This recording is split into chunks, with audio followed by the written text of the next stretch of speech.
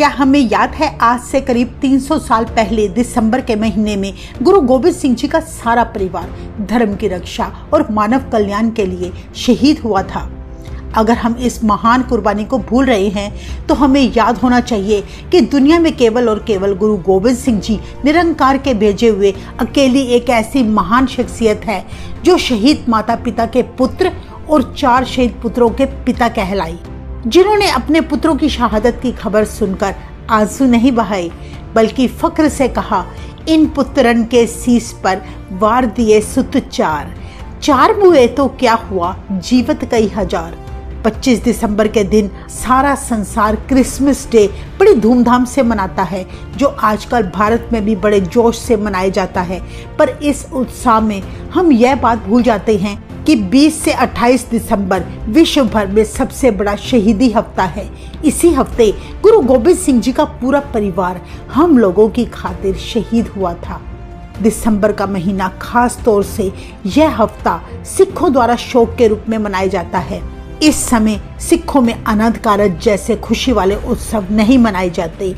दूसरी तरफ वो लोग भी हैं जो पैसों की खातिर धर्म परिवर्तन कर रहे हैं। उन्हें गुरु गोबिंद सिंह जी के छोटे छोटे साहिबजादों से सीख लेने की जरूरत है। जिन मासूमों को ढेरों लालच दिए गए तब भी वे किसी बहकावे में नहीं आए।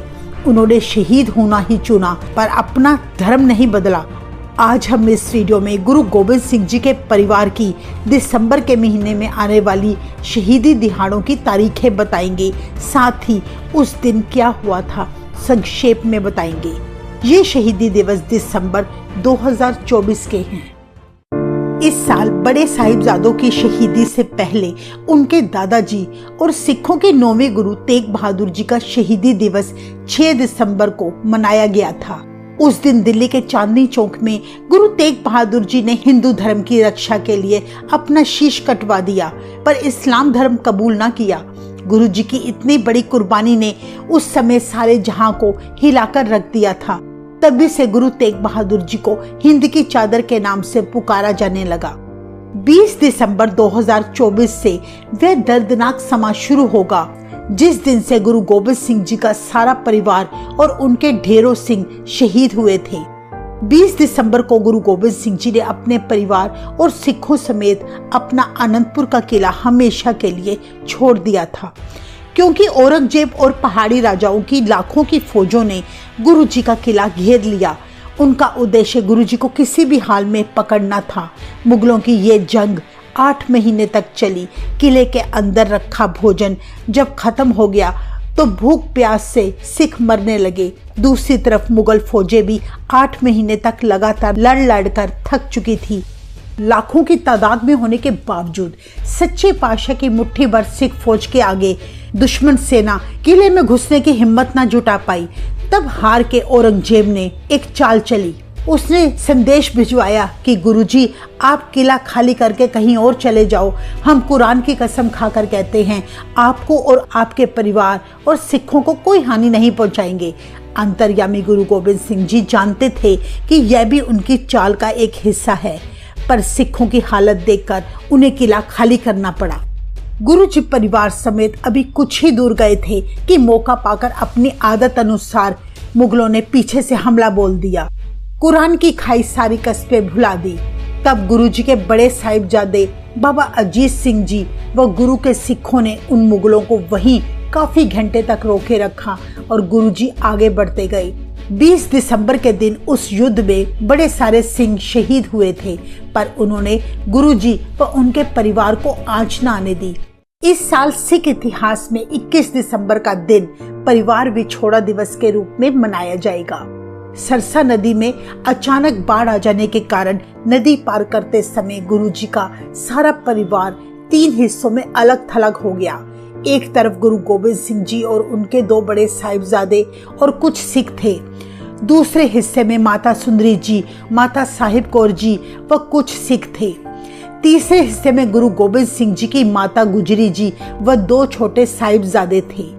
22 दिसंबर के दिन गुरु गोबिंद सिंह जी के बड़े साहिबजादे बाबा अजीत सिंह जी और बाबा जुझार सिंह जी का शहीदी दिवस मनाया जाएगा। चमकौर के युद्ध में मुगलों से लड़ते हुए दोनों साहिबजादे शहीद हो गए थे।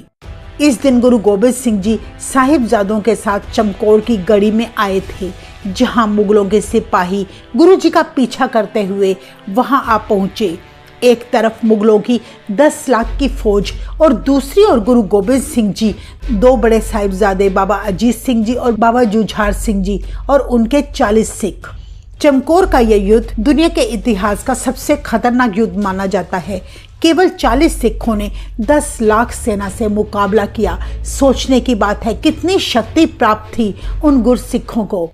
इस युद्ध में गुरु जी के 2 बड़े साहिबजादे और काफी सारे सिख शहीद हुए थे, पर फिर भी औरंगजेब की गुरु जी को पकड़ने की इच्छा पूरी ना हो सकी। इस युद्ध में भी गुरु गोबिंद सिंह जी की जीत हुई। गुरु जी ने चमकौर से जाते समय दुश्मन की सेना के आगे ताली मारकर ललकारा, है हिम्मत तो पकड़ लो, हम यहाँ से जा रहे हैं। 27 दिसंबर को गुरु गोबिंद सिंह जी की माता गुजरी जी और 2 छोटे साहिबजादे बाबा जोरावर सिंह जी और बाबा फतेह सिंह जी का शहीदी दिवस मनाया जाएगा। सरसा नदी पार करते समय माता गुजरी जी और 2 छोटे साहिबजादे बाबा जोरावर सिंह जी और बाबा फतेह सिंह जी सहेड़ी गांव पहुंच गए, जहां गुरु घर का पुराना रसोइया गंगू ब्राह्मण उन्हें अपने घर ले गया।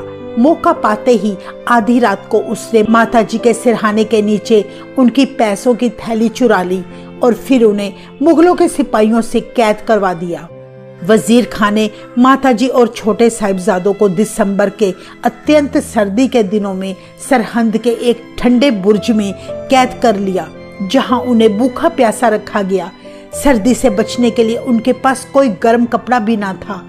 लगातार 3 दिनों तक वजीर खान ने 5 और 7 वर्ष के मासूम साहिबजादों को ढेरों लालच दिए, पर गुरु गोबिंद सिंह जी के लालों ने अपने पिता और दादाजी का शीश झुकने न दिया। इस्लाम ना कबूला पर शहादत दे दी। 27 दिसंबर के दिन सरहंद के नवाब वजीर खान ने दोनों छोटे साहिबजादों को जिंदा ही दीवार में चिनवा दिया। ऐसी खबर मिलते ही ठंडे बुर्ज में बैठी माता गुजरी जी ने उसी पल अपने प्राण त्याग दिए और सचखंड चली गई। जिस स्थान पर माता गुजरी जी ने आखिरी सांस ली थी, वहां आज गुरुद्वारा ठंडा बुर्ज स्थापित है। इन शहीदी दिहाड़ों पर संगतें यहां आकर ठंडे बुर्ज में रात बिताती हैं, ताकि माता गुजरी जी और छोटे साहिबजादों के दर्द को कुछ महसूस कर सके। तो ये थी 2024 में दिसंबर के महीने में आने वाले शहीदी दिहाड़ों की संक्षेप में जानकारी। वाहेगुरु कृपा करे हम अपनी सिक्खी की जड़ों से जुड़े रहें, गुरुओं की बानी पढ़े, उनकी कुर्बानियों को सदा याद रखें और उनके दिखाए रास्ते पर चलकर अपना और दूसरों का भला करें और अपने धर्म में रहकर अच्छे कर्म करें। वाहेगुरु जी का खालसा, वाहेगुरु जी की फतेह।